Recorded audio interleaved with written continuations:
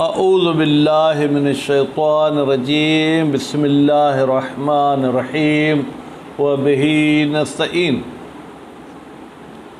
بیٹا توجہ میرے ساتھ ہو اور میری طرف ہو۔ بحث بالکل آسان ہے، البتہ مبتلا بہ نہیں ہے۔ آج ہماری گفتگو بیع الحیوان کے بارے میں ہے۔ تو آپ کہیں گے حیوان کو تو بیچنا ہمارے زندگی کا حصہ ہے، کبھی گائے بیچتے ہیں، کبھی بکری بیچتے ہیں، کبھی کچھ، تو آپ کیسے کہتے ہیں مبتلا بہ نہیں ہے؟ بھائی حیوان کی دو قسمیں ہیں، اناسی اور غیر اناسی۔ اناسی یعنی انسان اور غیر انسان۔ تو جو حیوانات غیر انسان ہیں وہ مبتلا بہ ہیں، لیکن خود انسان کا بیچنا یہ جو ہے کیا ہے، آج کل مبتلا بہ نہیں ہے۔ اگرچہ ہمارے علاقوں میں، اپنے ملک میں یا باہر بھی ممکن ہے کہیں پر لیڈیز کو بیچتے ہوں، لڑکی کو بیچتے ہیں، اس کے پیسے لیتے ہیں، تو یہ قطعاً صحیح نہیں ہے، جائز نہیں ہے، ٹھیک ہے۔ تو آج کے درس میں ہم یہ پڑھیں گے کہ ایک انسان دوسرے انسان کا کیسے مالک بنتا ہے۔ کیا باپ بیٹے کا مالک ہے؟ نہیں۔ تو وہ انسان جو کسی کی ملکیت میں ہوتا ہے اس کو عبد کہا جاتا ہے، اور اگر وہ عورت ہو تو اس کو امتن، جسے کنیز کہتے ہیں، کنیز کہا جاتا ہے، اور جو کسی کی ملکیت میں نہ ہو اسے حر کہا جاتا ہے۔ تو فرماتے ہیں کہ انسان کسی کی ملکیت میں آئے، اس کے دو تین طریقے ہیں۔ ایک طریقہ یہ ہے کہ مسلمان اور کافروں کی جنگ ہو، اور وہ کافر بھی کیا ہوں، اصلی ہوں، عارضی کافر نہ ہوں۔ بھائی عارضی کافر بھی ہوتا ہے کیا؟ جی ہاں، وہ اشخاص جو مرتد ہو جاتے ہیں۔ ہم میں سے بھی کوئی نمازی بھی ہو، باپ دادا کی طرف سے بھی مسلمان ہو، لیکن اگر وہ مرتد ہو جاتے تو وہ کافر ہے۔ لیکن یہ مرتد ارتداد کی وجہ سے کسی کی ملکیت میں نہیں آتا۔ جو کافر اصلی ہو، یعنی اس کے پیدائش کے وقت اس کے ماں باپ کافر ہوں اور یہ بھی کفر کی حالت میں پیدا ہو، اب اگر ان کے ساتھ ہماری جنگ ہوئی ہے، ہم نے جنگ میں ان کو اسیر کر لیا ہے، تو اب یہ ہماری ملکیت ہے۔ اور اگر ہم نے اسیر مرد اور اسیر عورت کی آپس میں شادی کرا دی تو ان کی جو اولاد ہوگی وہ بھی بیٹا ہماری ملکیت ہوگی، ٹھیک ہے۔ تو پھر اس طریقے سے یہ ملکیت کا سلسلہ بڑھتا رہتا ہے۔ دوسرا طریقہ یہ ہے کہ جنگ کے دوران آپ کفار کو جا کے قیدی بنا لیتے ہیں، تو یہ قید کرنا پہلے تو تھا مال غنیمت میں آپ کے پاس آئے، اب یہ ہے کہ مال غنیمت میں نہیں ہے، آپ گھوڑے پر گئے، کسی ایک کو پکڑا اور اس کو لے آئے، ٹھیک، تو یہ اسیری کی وجہ سے، قید کی وجہ سے بھی آپ کی ملکیت میں ہو گیا۔ اور تیسرا سبب ملکیت میں آنے کا بیٹا یہ ہے کہ آپ کو کوئی گم شدہ بچہ ملا ہے یا گم شدہ انسان ملا ہے، لیکن ایسے شہر سے ملا ہے جہاں پر کوئی مسلمان نہیں ہے، کہ احتمال ہو کہ یہ جو ہمیں ملا ہے یہ بھی اس کا بیٹا ہو سکتا ہے، اس کا پوتا ہو سکتا ہے، تو یہ اس کا ملنا یہ بھی سبب ہے کہ وہ آپ کی ملکیت ہو جائے۔ لیکن اگر کسی شہر میں مکس آبادی ہے، مسلمان بھی ہیں، غیر مسلمان بھی ہیں، تو اب یہ بچہ اگر ملتا ہے اور احتمال ہے کہ دریا کے کنارے پہ تو سب جو ہے کیا ہے وہ مسلمان بیٹھے ہیں جو مچھلی وغیرہ مارتے ہیں، تو پھر یہ بچہ آپ کا، کیونکہ اگر دریا کے ذریعے سے ملا ہے تو یہ بچہ آپ کی ملکیت نہیں ہوگا، بلکہ اس بچے کو کسی طریقے سے اپنے رشتہ داروں تک پہنچانا ہوگا۔ تو خلاصہ یہ ہے، اب انشاءاللہ ہم اس کو پڑھتے ہیں، لیکن میرے ذہن میں پہلے یہ تھا کہ اس کو ہم اناسی پڑھیں گے، کیونکہ پڑھتے پڑھاتے پھر کچھ ٹائم گزر جاتا ہے تو ابتدائی حرکات انسان سے بھول جاتے ہیں، ٹھیک ہے۔ تو یہ اناسی ہے، اناسی نہیں ہے، اناسی، انس کی جمع، انس یعنی انسان۔ بسم اللہ الرحمن الرحیم۔ الفصل الثالث، تیسری فصل جناب تاج محمد صاحب، فی بیع الحیوان، حیوان کے بیچنے کے بارے میں ہے۔ وَهُوَ قسمان، بیٹا ہوا کی ضمیر جائے گی حیوان کی طرف۔ حیوان کی دو قسمیں ہیں، اناسی وغیرہ، ایک انسان لوگ ہیں اور دوسرا غیر انسان ہیں۔ وَلَمَّا كَانَ الْبَحْثُ عَنِ الْبَيْعِ، کہتے ہیں یہ جو بیع کی بحث ہے یہ متوقف ہے علی الملک، کہ بھائی آپ ایک چیز کے مالک ہوں گے تو بیچیں گے، جس چیز کا آپ مالک نہیں، کیا وہ بیچ سکتے؟ نہیں بیچ سکتے، تو انسان کے مالک کیسے بنیں گے؟ وَكَانَ تَمَلُّكُ الْأَوَّلِ، اول سے مراد بیٹا انسان، اور انسان کا مالک بننا موقوفاً وہ متوقف ہے علی شرائط، چند شرائط پر۔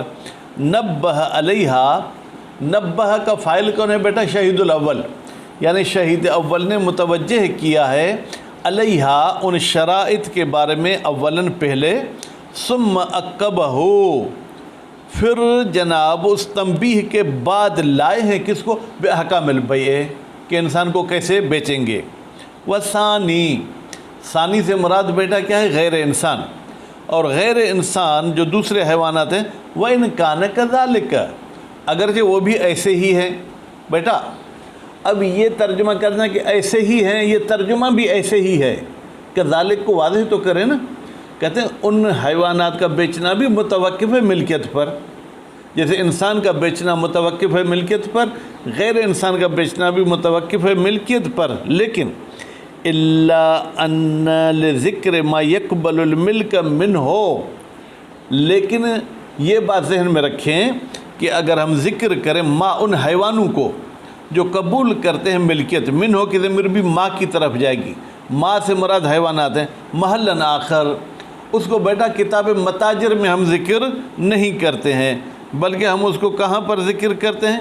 کتاب صید و ذبح، یعنی شکار کے ذریعے کون سا جانور میری ملکیت میں آتا ہے، کون سے جانور کو میں ذبح کر سکتا ہوں، اس کو متاجر میں ذکر نہیں کریں گے، ہاں اشارتاً ممکن ہے ذکر کریں، بحسب مصطلح علیہ، اس لحاظ سے کہ علماء نے اصطلاح بنا دیا ہے کہ بھائی غیر انسان دوسرے حیوان کیسے ملکیت میں آتے ہیں، تو وہ ہم کتاب صید و ذبح، صید یعنی شکار کرنا اور ذبح بمعنی ذبح کرنا۔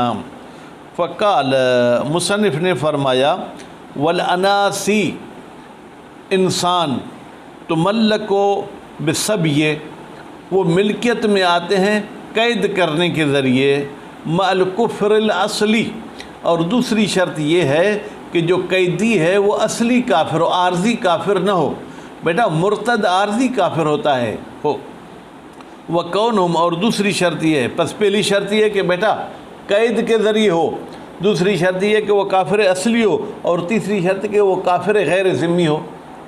کافر ذمی اس کافر کو کہتے ہیں مومن علی، جو اسلامی ملک میں رہتا ہے اور اسلام نے جو اس کے لیے قواعد و ضوابط معین کیے ہیں وہ اس کی مخالفت نہیں کرتا ہے۔ مثلا بھائی کھلم کھلا شراب نہیں پینا ہے، کھلم کھلا تو میں خنزیر کا گوشت نہیں کھانا ہے۔ وَاعْتَرَضَ بِالْأَصْلِ، شہید اول نے اعتراض کیا ہے کافر اصلی سے، کس سے؟ ان الارتداد، وہ بندہ جو ارتداد کے ذریعے بیٹا کافر ہو۔ اب مرتد، دیکھیں مرتد یعنی مڑ جانا، گھوم جانا، یعنی اسلام سے اس نے منہ پھیر لیا۔ مرتد کی بھی دو قسمیں، ایک ملی اور ایک فطری۔ فلا یجوز السبی وان کان المرتد بحکم الکافر، پس جائز نہیں ہے قید کرنا، کس کو؟ بیٹا مرتد کو، اگرچہ مرتد بھی کافر کے حکم میں ہے، کس بات میں؟ یعنی نجس ہے، نجاست میں اس کے حکم میں ہے، اور مرتد جو فطری ہوتا ہے وہ واجب القتل ہے۔ خوب فی جملۃ من الاحکام، اور وہ کسی مسلمان عورت سے شادی نہیں کر سکتا، ٹھیک ہے۔ وَحَيْثُ يُمْلَكُونَ بِالسَّبْيِ، جب کفار آپ کی ملکیت میں آئیں گے قید کے ذریعے، یسر رق، تو یہ جو ہے کیا ہے؟ رق یعنی کیا؟ بندہ ہونا، رقیت یعنی ان کی ملکیت جاری ہوگی، فی اعقابہم، ان کے نسلوں میں بھی، یعنی آپ عورت اور مرد کے مالک ہیں، ان کی آپس میں شادی کریں تو ان کے اولاد، پھر اولاد کے اولاد کے بھی آپ مالک بنتے جائیں گے۔ وَإِنْ أَسْلَمُوا بَعْدَ الْأَسْرِ، اگرچہ قید ہونے کے بعد وہ مسلمان بھی ہو جائیں تو بھی وہ آپ کی ملکیت ہو جائیں گے۔ مَا لَمْ يَعْرُضْ لَهُمْ سَبَبٌ مُحَرِّرٌ، بیٹا محرر نہیں پڑھنا، محرر، جب تک کوئی آزاد کرنے والا سبب نہ ہو۔ آزاد کرنے والے بیٹا سبب کیا ہیں؟ وہ آگے پڑھیں گے ثقلین۔ ان میں سے ایک یہ ہے کہ مالک نے ان کی ناک اور یہ ہونٹ کاٹ دی، مالک نے ان کے کان کاٹ دیے، ٹھیک ہے، تو وہ آٹومیٹک آزاد ہو جائیں گے۔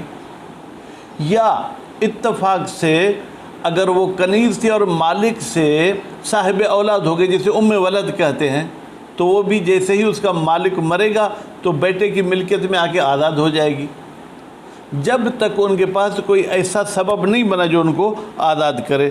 من عتق، یا تو آپ نے اس کو آزاد کر دیا، او کتابتن، یا تاج محمد آپ نے ان کے ساتھ ایگریمنٹ کی ہے کہ اتنا کما کر لاؤ ہم تمہیں آزاد کر دیں گے، اس کو کیا کہتے ہیں؟ مکاتب، ٹھیک ہے۔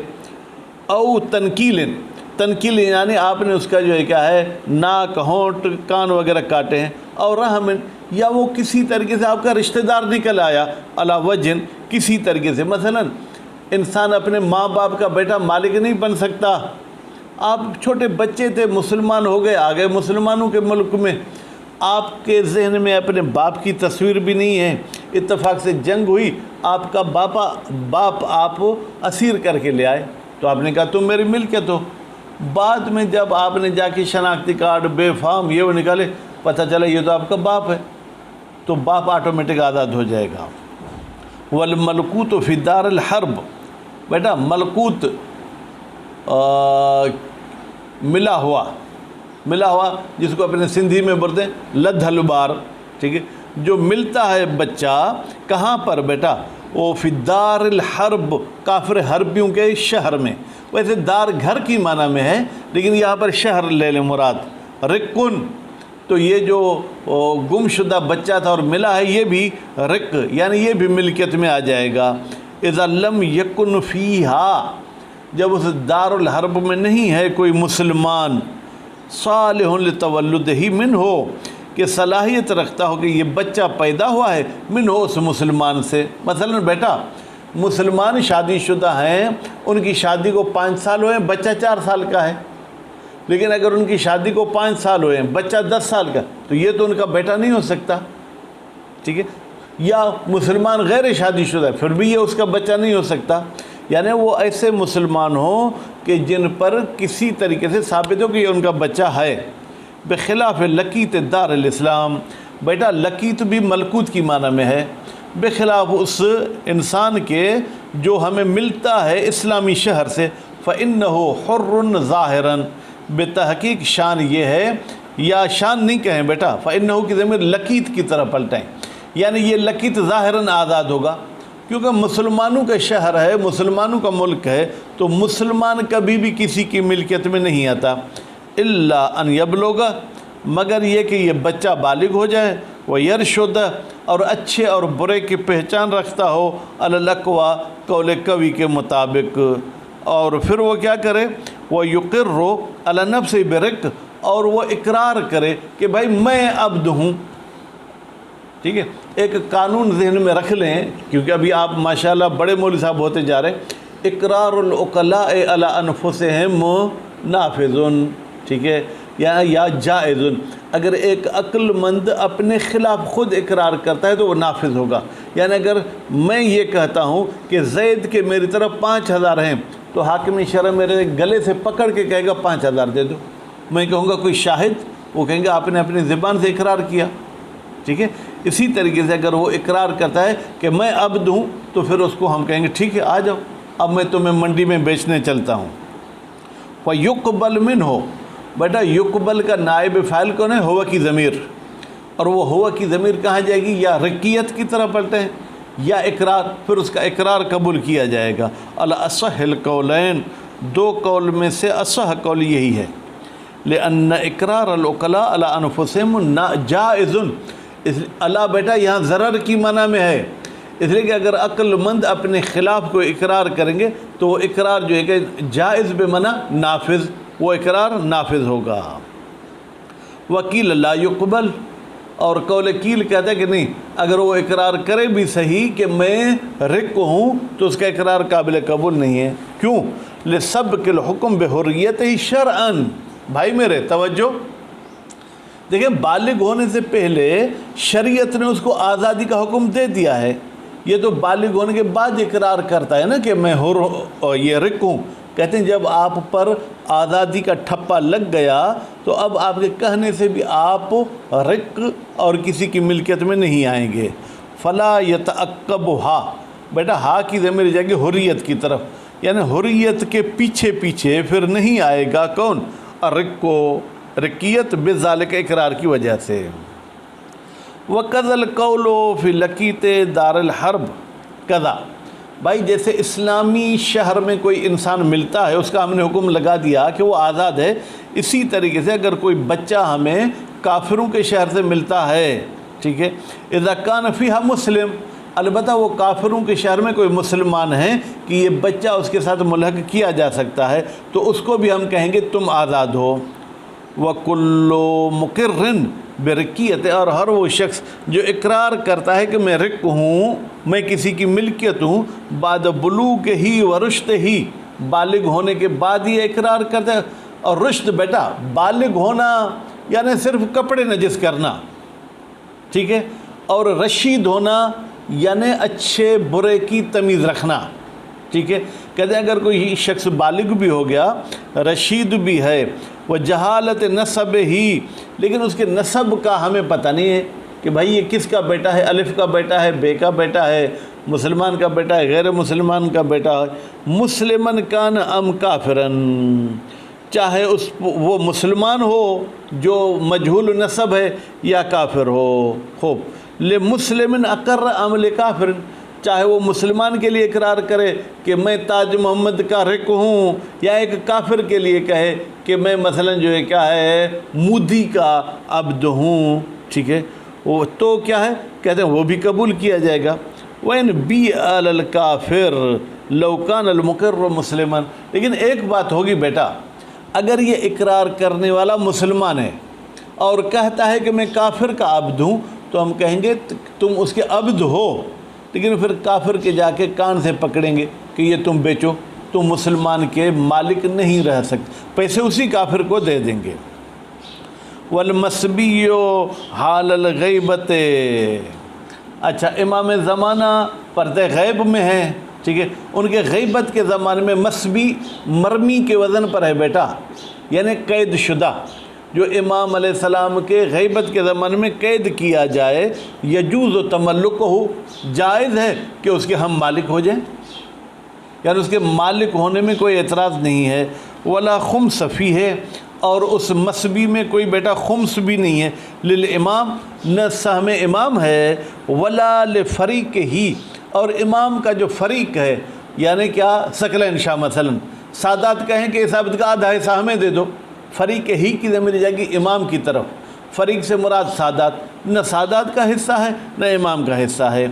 وَإِنْ كَانَ حَقُّهُ أَنْ يَكُونَ لِلْإِمَامِ علیہ السلام خاصہ، اگرچہ اس مسبی کا حق یہ ہے کہ وہ فقط اور فقط بیٹا کس کا ہو، امام کا، کیونکہ جو امام کی اجازت کے بغیر ہم قید کرتے ہیں وہ امام کا مخصوص ہوتا ہے، اس میں ہمارا حصہ نہیں ہوتا ہے۔ لِكَوْنِ ہی، بیٹا یہ لِكَوْنِ ہی علت بتا رہے ہیں کہ وہ امام کا کیوں ہے، اس لیے کہ یہ جو مسبی ہے مغنومن، یہ ہماری غنیمت میں ہے، بغیر اذن الامام، تاج محمد صاحب آپ پین نہیں چلا رہے نہ پینسل، اذن ہی کی ضمیر کہاں جائے گی، یہ بھی آپ نہیں لکھ رہے، پھر پریشان ہوں گے، امام کے اذن کے بغیر آیا ہے۔ الا انہم علیہم السلام، سوائے اس کے کہ ائمہ معصومین نے اذن لنا، ہمیں اذن دی ہے، فی تملک ہی، کہ تم اس مسبی کے مالک بن سکتے ہو، کذالک، بیٹا کذالک کا مطلب کیا ہے، بغیر خمس کے، نہ اس میں امام کا خمس دو نہ سادات کا خمس دو۔ رخصتاً منہم لنا، رخصتاً یعنی یہ چھٹی دی گئی ہے ائمہ کی طرف سے، لنا ہم شیعوں کو۔ وَأَمَّا غَيْرُنَا، اچھا اگر غیر شیعہ دوسرے بھی مسلمان ہیں وہ کسی انسان کو قیدی بنا لیتے ہیں تو کہتے ہیں فَتُقَرْ يَدُهُ عَلَيْهِ، اس غیر شیعہ کا بھی ہاتھ مضبوط رہے گا اس مسبی پر، یعنی وہ مسبی اسی کا ہو جائے گا۔ تو پھر ہمارے اور ان کے درمیان فرق کیا ہے بھائی، ہمارا وہ عبد رہے گا، امام کا ظہور ہو جائے تو بھی وہ ہمارا عبد ہوگا، لیکن ان کے لیے وَيُحْكَمْ لَهُ، اور حکم لگایا جائے گا کہ یہ جو ہے مسبی اس غیر شیعہ کا ہے بظاہر الملک، حقیقی ملکیت نہیں ہوگا، ظاہری ملکیت ہوگا، لیکن اگر ہم نے قید کر لیا تو ہماری وہ حقیقی ملکیت ہو جائے گا۔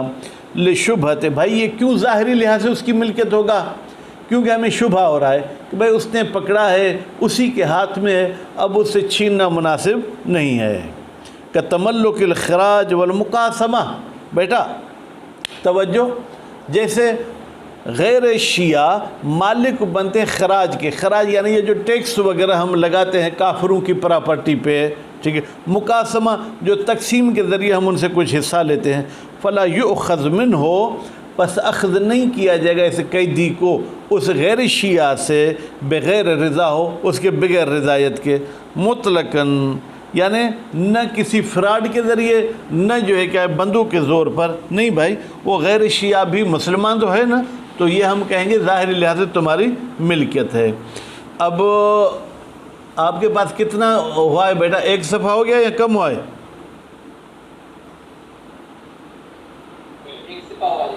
ایک صفحہ ہو گیا؟